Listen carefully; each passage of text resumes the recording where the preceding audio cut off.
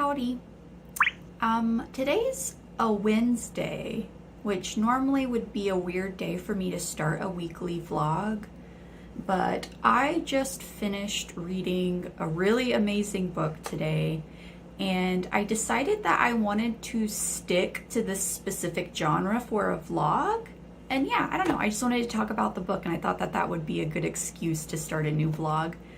But yeah, I finished The Highwayman by Kerrigan Byrne today, and this is a 6-star read for me. Oh my gosh. So I have had only one other 6-star read for this year, and it was another historical romance, but oh my gosh, this book is so good. So yeah, I finished this today, and I decided that for the next week, so until next Wednesday, I want to keep reading historical romance. So yeah, this whole vlog will probably be a historical romance themed vlog. But yeah, so about this book, I picked this book up a while ago, like several months back. I found it at work in the donation bin, and I didn't even think about it. I just thought like the cover was really gorgeous. But then I follow a book club called the Rake Appreciation Society, and it's hosted by Jen from the Book Refuge and Crystal, whose channel I can never remember. But I'm going to link the 2 channels and also the Discord in the description below. But yeah, so this was the November pick for us to read. So obviously, like on November 1st, I picked this up to start, and oh my gosh, it's so good. So this book is about a woman named Farah Lee Mackenzie, and our hero, so at the beginning of the book, basically it's about Farah as a child and this boy named Dugan, and they grow up in this orphanage in Scotland, and Farah meets Dugan because Dugan is sitting outside and he's crying because he's been severely beaten on his hands by one of the nuns. So his hands are like really messed up, and Farah decides to run up to him, and she's like, oh my goodness, like, let me see your hands, like, let me heal you. And he's like, no, get away from me, like, leave me alone. But she's like really stubborn and persistent, so they develop this really amazing friendship.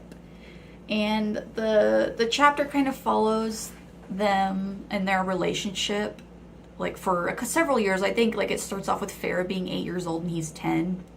And I think it follows up until she's around 10 years old. So, you know, he's a little bit older. And yeah, they just develop this really amazing bond that's basically like love, you know, like it's like love in the purest of forms. Dugan has just been, his life has just been really hard, and he's suffered a ton of abuse. And so he tells Farah that he would like her to love him. And she's like, well, I love you too. And he tells her like, oh, don't say that. Like, I don't know like what that feeling is, you know, like I've never, like, you're the only person that's ever touched me and that was like okay, that I was okay with, and I don't know what love is, but I would love for you to love me, basically. And they even have this like they sneak off into a chapel in the middle of the night one night in the orphanage, and Dugan basically performs a like wedding ceremony using like Scottish customs, saying that they didn't really need a priest, they could just like say these specific words and that they would be married. And he gives her like a little, I think it's like a willow branch or something, wedding ring. And it's so, sorry for Leia, it's so beautiful and cute. However, one night in the orphanage, Farah comes to Dugan with like a really serious issue, and he decides to try and run away from the orphanage with Farah, and they are caught, and something really awful happens, and they are having to be separated. And Dugan's basically, he's being framed for a crime that was actually self-defense, and he gets sent to prison. I don't know the exact time period. Like, I don't know if this is like Victorian or some other time frame. I'm still really bad at like identifying years. It's 1855, so if anybody's watching this and knows the exact time frame of that, then you'll know. So, you know, the prison system is awful, and he's a little kid. And yeah, so what I probably should have said right at the beginning is that this book is a dark historical romance. So there are some trigger warnings for sexual assault and also sexual assault towards minors. So it's not like explicitly detailed on the page. It's just talked about basically. But if that's triggering for you, I really don't recommend reading this. Yeah, so know that going into this book that this is a dark romance. So several years later, Farah has been posing as a widow, and she works in Scotland Yard as a clerk. So she's around 28 years old now. And one day, there's like this huge commotion outside of Scotland Yard, and that's because the police have just taken into custody this man known as Dorian Blackwell, and he's also called the Black Heart of Benmore, and he's this very notorious, like super dangerous criminal, and they've taken him in for questioning. And Farah takes like notes of like interrogations and like does a bunch of other stuff, but she's, you know, comes face to face with Dorian, and he's this really terrifying man. He has like a massive scar running down his eye, and the one eye is like a blue color, but then his like hair and eyes are like really dark, so he just looks really spooky. But he keeps staring at Farah, or not staring at Farah, but he's basically hinting that like maybe there's some sort of familiarity between him and her. And later that night, Farah ends up getting kidnapped by Dorian and his men, and she is taken to his estate in Scotland. And things quickly turn from a captor-captive situation into a marriage of convenience. So Dorian Blackwell explains to Farah that he knew Dugan. Him and Dugan were best friends while they were in prison, and they formed a bunch of alliances with these like close group of people, and that while they were in prison, Dugan was murdered. But Dugan at some point had told Dorian that he wanted Dorian to search for Farah once he was out of prison, and to like protect her, and even like, I guess like protect her, but also as in like marrying her to like, you know, make sure that she's always safe and taken care of. And Dorian knows a secret about Farah, and the secret is that she's actually like aristocratic. Her father is an earl, but she has hidden her identity, and she's hidden her identity so much that one of the nuns in the orphanage actually like framed her death. Like, she had signed a certificate saying that Farah had died when she was a child, and so Farah has had this false like identity of like not being nobility whenever she is. And so this becomes like a marriage of convenience, where Dorian was like, hey, I need to exact some revenge. I wouldn't mind inheriting some sort of aristocracy or like an estate from you. And in return, Dorian also reveals that Farah is actually in danger and has been in danger, and that there's actually a man from her past that is looking for her and who's possibly going to try and kill her. So he's like, look, you marry me, I'm gonna protect you, and we both will get the things that we want. So Farah agrees to do this, but with one condition, and that being that Dorian has to give her an heir. So he has to get her pregnant, because she explains to him that she's had a pretty lonely life besides whenever she was a child with Dugan, and she would really love to have a family so that she can like love and take care of somebody and provide a childhood that she wasn't given, you know. And she also agrees to it because she can tell that Dorian and Dugan were super close, and she, like, I guess a part of her feels like she wants to honor like Dugan's memory, and so she's like, well, I guess out of everybody that I should marry, Dorian would be it, even though he's this like terrifying criminal that has like murdered like tons of people. So the heir dilemma is like a major issue for Dorian, because Dorian has really severe PTSD, and his trigger is physical touch. He can't touch anybody. He gets really angry if anybody tries to touch him. He's constantly wearing gloves because he literally just doesn't want to have any physical contact at all. And so he's like, there's no way in hell I'm gonna like sleep with you, because I'm repulsed by human contact. And he explains to her that like in the prisons that they were in, and since like him and Dugan were in prison from like they're like what, like 13, 14-year-olds, the conditions in that prison were horrendous and awful, and there was tons of like things like rape and murder, like, and like illness, and for him it's just too traumatic to be touched. Like I said, he's a scarred hero. His entire body is covered in like scarring, and he's just a really emotionally and mentally fucked up guy, and it's awful, and it's really sad. But yeah, that's all I'm gonna explain about this book. What I can say is that Dorian is not who he seems. And this story is really dark, but the trust that forms between Farah and Dorian is really beautiful. There are some spicy bits in this book, but they don't feel like spicy. Feels almost like a weird word to describe it. There's no like non-consensual sex, but because Dorian can't handle physical touch, he does some like interesting things involving rope, let's just say that, but it's purely consensual.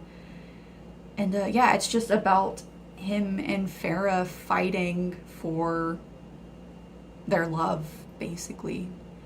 There's some really lovable side characters. There's a like big Scottish bear man, and when I say bear, I mean that he's like this sweet gay man. I love him so much. And yeah, I don't know. I cried like 3 times reading this book. I listened to the audio at work, so yeah, I was like a blubbering idiot today in the loading dock at my work. But yeah, 6-star read. This is the first book in a series too, and I just went on Thrift Books and ordered the second book. I've heard a lot of people talk about the second book in this series too. What is it called? Oh, it's called The Hunter. Yeah, a lot of people like the second book in the series too, so I'm excited to read it. But yeah. So I have 2 choices that I need to make on what my next book is going to be. It depends on if I can find the audio for the first one. Yeah. So this is In the Dark with the Duke by Christi Caldwell. This is a library copy, and I have had this checked out for so long, but I just can't get to it for some reason. I'm really hoping that there's audio for this, because I've been wanting to read it for a while, but I'm having trouble reading physical books. I think this is one of those, like, girl needs to be protected and he becomes her bodyguard. I don't think this is a marriage one. I think this is a rough and tough hero that's actually a cinnamon roll, and a heroine that has like a secret that keeps her in danger. But yeah, I really want to read it. If I cannot find the audio for that, I'm going to read Sarah Maclean's No Good Duke Goes Unpunished. This book cover is gorgeous. I love this green. And look at this step back. Oh, okay, excessive. But look, I started this series when it, like, what am I trying to say? The first book in this series was my first ever historical romance that I ever read. I have a video on this channel. It's about like the first historical romance that I read. And I just like forgot to pick up the next book in the series. So yeah, I want to finish the series. I'm excited about this one because I really want to know who Temple gets with, and Temple's the hero in this. This cover's gorgeous. Also, this model, I don't know her name. I want to research it, but she does a ton of modeling for historical romance book covers. Like I have probably like 5 books from different authors that have her on the cover. Interesting. But yeah, I'm gonna go. I guess I'll check back in with you guys maybe tomorrow or whenever I get like through a book, like at a decent amount, at least halfway through. But yeah. Okay, see you guys later.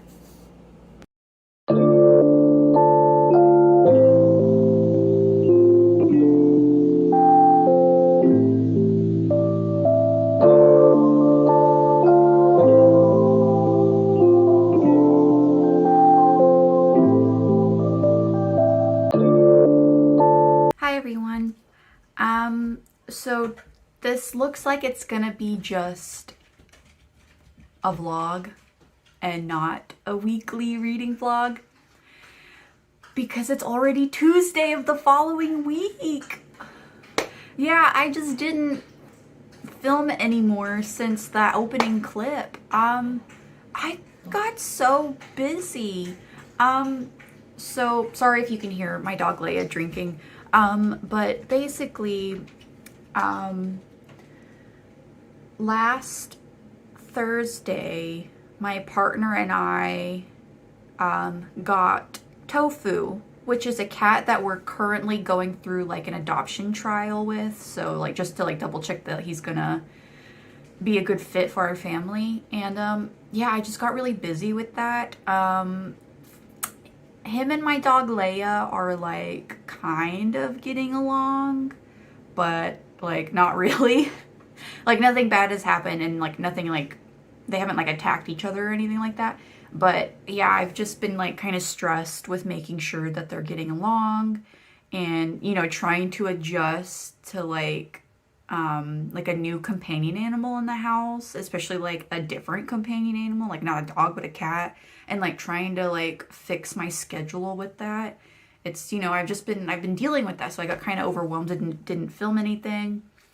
And then work's been kind of like a little different this week too because of Tofu's vet appointments coming up and my coworker in my department's gone. So I'm like, I don't know, I'm just really busy is what I'm trying to say. And I hate that because like the theme of this vlog was really fun and exciting and I haven't even been able to sit down and film. But yeah, anyway, I'm checking back in because I did finish another book and I finished In the Dark with the Duke by Christi Caldwell. This is my first Christi Caldwell. I didn't know when I picked this up, this is a library copy, like an interlibrary loan copy. I didn't know that this was a series. This is the second book in a series, but I did not need to read the first book at all, I don't think. I like perfectly understood everything that was going on. Yeah, this is a dark historical romance, and it is a 5-star read for me, y'all.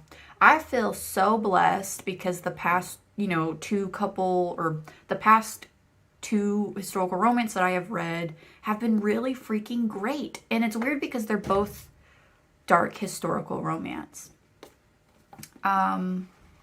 So this book was interesting because I feel like it actually primarily focused more on the hero's perspective. Like, I mean, we obviously, like, see the heroine and stuff, but, like, the book even starts with the hero. Our hero's name is Hugh Savage, and this is a dark historical romance, so I have to say that there are several trigger warnings in this book. This book deals with like child enslavement, like child slavery, and like obviously child abuse with that. Not sexual abuse, but just child abuse in general. And it also portrays like mental illness, so things having to do with PTSD, social anxiety, and agoraphobia. So if you're somebody that's like sensitive to any of those things, I wouldn't recommend picking this up. But yeah, so Hugh Savage is, or our hero named Hugh Savage is actually like basically the product of child slavery. At an early age, he got involved with this child fighting ring where, you know, the high society folks of London would go to like these gaming hells, and there would also be like boxing matches between children where these people would literally bet to see like who would win. And these forced child fighting rinks kind of turned into like even like they became even sicker in that these fighting rinks now turned into like children literally fighting to the death, and these like aristocratic folks like betting on who like was gonna win the match. And yeah, Hugh was like the best of all these fighters in this child rink. And I can't remember if the book had actually mentioned how old he was whenever he escaped, but basically he made a deal with this like really corrupt gentleman where he was like, look, if you kill this other kid in the battle, I can like kind of make you like help you escape from this. And so he did. And then the book follows Hugh as an adult, and he is working in like a gentleman's boxing ring. It's not like illegal or anything. It's just like your standard like professional fighters go when people like bet and, you know, whatever. But undercover, Hugh and these two other gentlemen have been basically doing their own investigation and finding these aristocrats that are responsible for this, you know, childhood or this child fighting ring. This book is super interesting because our hero, he's definitely like a scarred hero. Like he's, you know, he's physically covered in scars and he's mentally scarred, but the heroine is also a scarred heroine. So another thing about Hugh is that shortly after his escape from the child fighting rink, since, you know, he was like homeless and destitute, he signed up for the military. So he's, you know, joined the, I don't know if it's the cavalry, but it's, you know, like the English equivalent of the military. And he endured a lot of traumatic things while serving time. And after serving time, he just was immediately back to being homeless, even though he like served his country. You know, even though he's a veteran, he's still homeless. And so he was picked up by his like those other two gentlemen that were involved in the childhood rink, and that's why they opened the fighting rink. Our heroine, Lila, is also, you know, a scarred character because Lila actually has pretty severe PTSD as well. I had to actually look this up. This book references an event in English history that was called it's called the Peterloo Massacre. I like briefly looked this up. Basically, I think it's like considered one of the most violent protests in English history. Basically, like in Manchester, there was, I think, like several hundreds of people had come to protest basically just how the government was like mistreating, you know, like the lower class. And they just straight up sent the cavalry in and literally charged at this, you know, hundreds, like this group of hundreds of people. And a lot of people like died and were severely injured. Like, you know, these were like army men with like sabers and guns and like horses just like blazing through this group of people. And Lila was actually there, and she was actually in the front of this protest. And so after this really traumatic event, she's, you know, not only is she like physically scarred from it, but she's developed really severe PTSD, and it manifests as like social anxiety and also agoraphobia. She's basically a shut-in. This book was personally kind of hard for me to read because I actually have pretty severe social anxiety, and I sometimes go through bouts of agoraphobia. So I was like, damn, Lila, like, yeah, like that's fucking sucks, because I know exactly how that feels. But yeah, so Lila, after like an event at the beginning of the book where like Lila's older sister comes home and they're kind of freaking out because they were being like followed by somebody, or like so they thought, Lila decides to go to this fighting rink that Hugh Savage is a part of because she is seeking fighting lessons from him. So Lila in the middle of the night sneaks out. She's terrified. She doesn't leave the house very often, but she's so determined to go find Hugh Savage because she wants to learn the art of fighting in order to like use it for self-defense, basically, because she's like genuinely so scared of going out and she wants to protect her family and herself. And yeah, their first meeting is just so funny. Well, it's not funny, it's just like, it's just really cute because it's this like really mousy, terrified woman who's like peeking through the windows of this boxing ring, and then Hugh Savage is outside smoking, I forgot what they're called, but they're basically like cigars, and he's like, what are you doing here? Like, not only do ladies come here, but you look like you're probably high society, maybe, and I don't think you should be here. And yeah, she just straight up confronts him, and she's like, look, I need you, Hugh Savage, to teach me how to fight. I will pay you. I'll do anything to learn these fighting skill stuff. And Hugh is kind of like immediately taken in by her because not only is she like a beautiful woman, but he can tell that she's been through something and she's really terrified, but she's so determined to like learn to fight that he's like, yeah, sure. And in exchange, he says, I don't want your money. I want you to owe me a favor that you'll give me later when I ask for it. And then she agrees to it. It's really cute. He calls her a flittermouse, which is like a bat. Like he calls her his little bat. It's super cute. I love this book. Like I said, this book is very dark. It deals with some heavy themes. Yeah, this book was beautiful because it's dark, but Lila and Hugh's relationship, like how they grow close, is just so beautiful. Kind of like, it's almost like instant attraction for Hugh, I guess, in a way, whenever he sees Lila, but it's really about them forming a bond with trust. Within a couple days they start opening up to one another, and it's like, they fall in love really fast because Lila, as she's getting to know Hugh, she's realizing like, oh, this isn't just like some savage man that's like a brute fighter, because he's known as like this like crazy boxer and like he has a dark past and stuff, and she's like, he's been through things, and this is why he is the way that he is. And she learns of like a sensitive side to him that he doesn't show others, and he's also learning to open up to her because his entire life all he's known is like pain. And yeah, it's just really beautiful. There's tons of like really steamy chemistry in this, but it is actually like low steam. I'm somebody that's indifferent to the amount of like smut in books. But if you're somebody that's looking for like a really, really like steamy romance,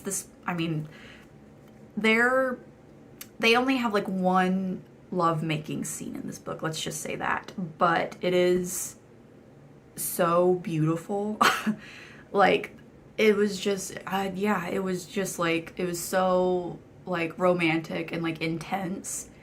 I love how like Lila takes charge in it, and she's like, yeah, I'm an unmarried woman, but like I'm a grown woman and I'm asking you to do this because I trust you and I'm attracted to you, and yeah, it's really beautiful. This book is so angsty. I feel like I could have finished it like earlier, but it was so angsty on parts that I would have to quit listening to the audio because I was like, I have to take a break from this because I'm getting stressed out. So yeah, if you're looking for like a high angst, just really beautiful historical romance, this is it. I can't say that I got kind of confused on the mystery aspect of like, you know, finding out who the top tier aristocrats are that were in charge or like responsible for the children's boxing ring. Only because I listened to this book like on audio and I listened to it on any play, and the narrator for it, it's a male, and he has a really like husky, like sexy voice. But it was so husky and raspy, and his accent is so thick that I had trouble understanding him. That's totally just on me. That's not on anything or anybody. Like, I'm sure a lot of people could listen to the audio on any play and be fine. But, yeah, I actually had to turn down, had to lower the speed that I was listening to be able to, like, pay close attention. So I missed some of the mystery aspects, and parts of it were kind of confusing to me. But I mean, it was fine. Like, I loved this book. It's a 5-star read for me. I put the first book on my wish list, and I can't wait to read the rest of this series. Yeah, it's been a good reading vlog so far, besides the limited amount of updates that I'm doing. But yeah, so I am going to read another historical romance. I might only read one more and then I'll end the vlog so that it's not too long. But I am going to read No Good Duke Goes Unpunished by Sarah Maclean. This cover's gorgeous. I'm just a slut for a girl in a green dress. That's really what it is. Yeah, I'm excited to read this. There's only 4 books in this series, and this is the 3rd book, and I've been meaning to read it for a while. But yeah, I'm gonna find the audio for this, and then I will check back in with you guys when I'm done. Oh yeah, I forgot to mention, in the Dark with the Duke, the hero has tattoos, which I haven't read yet in a historical romance, but that was really interesting. Okay, I'm gonna go.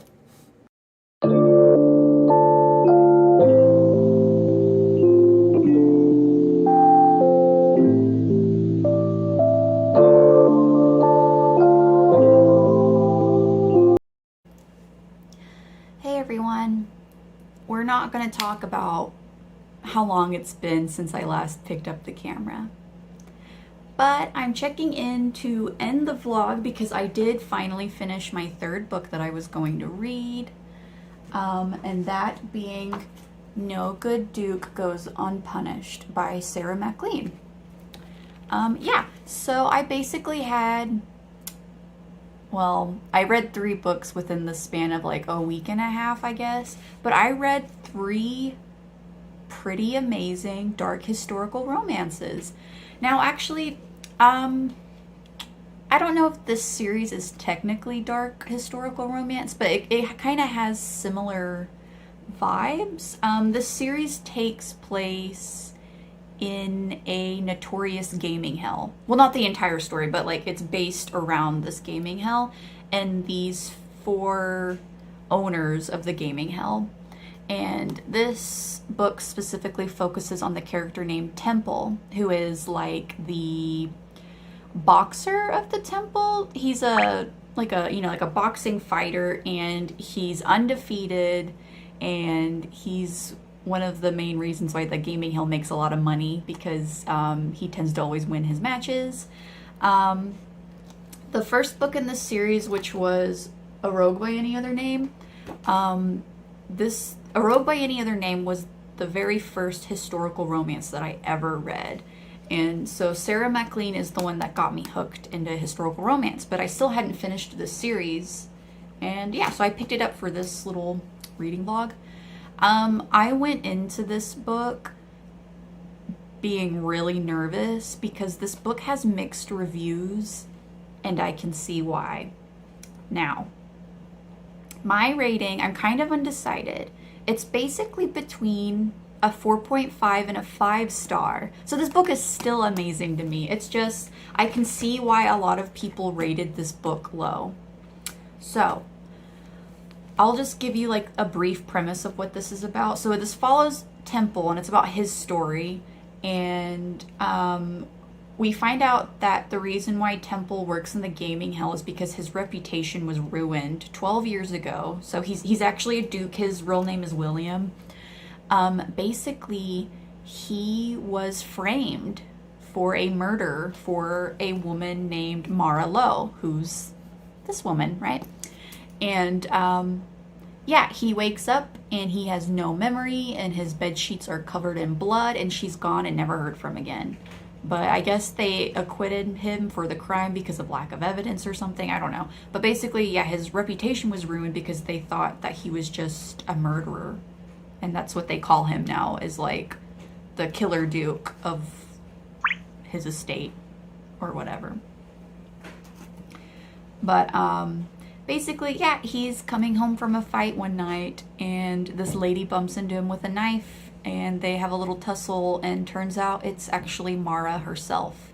And she's there because basically Temple has been debating on fighting her younger brother because her younger brother has lost all of his money to the gaming hell. And people have a chance where if they fight Temple and they win, they get their money back. But obviously almost everybody loses. What she doesn't tell Temple is that Mara has actually been going by like a secret identity. She's been known as like, I think it's like Margaret, I forgot her last name, and she's been running an orphanage for these, like, I think it's like 10 to 12 boys. And yeah, she's just been their governess, taking care of them. And what she doesn't tell Temple is that the money that her brother gambled away is actually the money that goes towards taking care of the orphanage. And so she comes up to him with the proposition where, like, I'll do whatever you want if you will, like, get rid of my brother's debts. And what Temple wants is, he basically wants revenge. He tells Mara, if you let me ruin your reputation and you come forward revealing who you are and say that I never, you know, like, I obviously never murdered you, you're still alive, and we paint you to be this, like, seductress, you know, terrible woman, then I will give you the money. And she agrees. But there's still a lot of tension. For one, Temple really wants to know if they had any physical relations, because his memory is so, like, messed up from her drugging him, because that's what also happened, is that he wasn't drunk and she drugged him, and he's like, I need to know if we had relations that night, and she won't even tell him. And she's okay. What this book reminded me of, in the second Addams Family movie, what is it, Addams Family Values? I forgot the character's name, but the lady that wears all white, there's a scene where Uncle Fester is like, give me a kiss, and she's like, give me a 20. That's literally what happens a lot in this book, is that anytime that they're, like, hanging out, or he wants to get her dresses so that she can make her appearance in society, she's like, give me 3 pounds or whatever, you know? And Mara has her reasons for hiding, like, her true intentions. Like, she's hiding why, like, where the money was supposed to go towards the orphanage. And she's also hiding why he was basically framed for her murder. And, like, she has her reasons, but to me it wasn't revealed until probably, like, 70% into the book. And so I can understand why people were rating this so low, because I was getting so frustrated with Mara, because she's so, like, not antagonistic, but she just basically acts like a bitch. And I'm like, Mara, you done framed this man for murder, and for 12 years he's been having to deal with the consequences. So the entire time that I was listening to the audio of this, I was like, man, is this book gonna be, like, only a 4 star? Because I'm pretty sure, like, for sure, like the first book in the series I gave 5-star, and then I think the second book I gave like a 4.5-star or something. Yeah, I was getting so annoyed with Mara, and I even posted on my stories on my Bookstagram saying that I was getting frustrated with this book. But Sarah Maclean just turned it around. Oh my gosh. I love this book, actually. I really loved how everything played out. Mara finally starts communicating, and she does do a bit of groveling. And then Temple does some things too where I'm like, man, Temple, you're kind of a dickhead. You shouldn't have done that. But I don't know, it's so good. The like romantic tension and the attraction that they have towards one another is so intense. This book is pretty angsty. I can definitely say all 3 of these books have been super angsty and kind of stressful to deal with, because you just want the hero and heroine to be happy. And like, even though like we know as romance readers, or it should be, if a book is labeled romance, this should happen, that there's going to be a happily ever after, there's going to be an HEA, but the like journey getting there is so intense in dark historical romance. But yeah, so I really love this one. I'm so glad that Temple finally got someone, because I've been rooting for him in the 2 previous books. He's not like he doesn't talk, or what am I trying to say? I mean, he doesn't have like super major scenes in the first 2 books, besides that he's like around in the background and like talking with everybody, but he just seemed like such a like, he's so big and burly and scary, but then I know that he was probably like a sweetheart deep inside, kind of like a cinnamon roll hero. And he kind of is in this one, except not really, because like him and Mara are basically enemies to lovers. Yeah.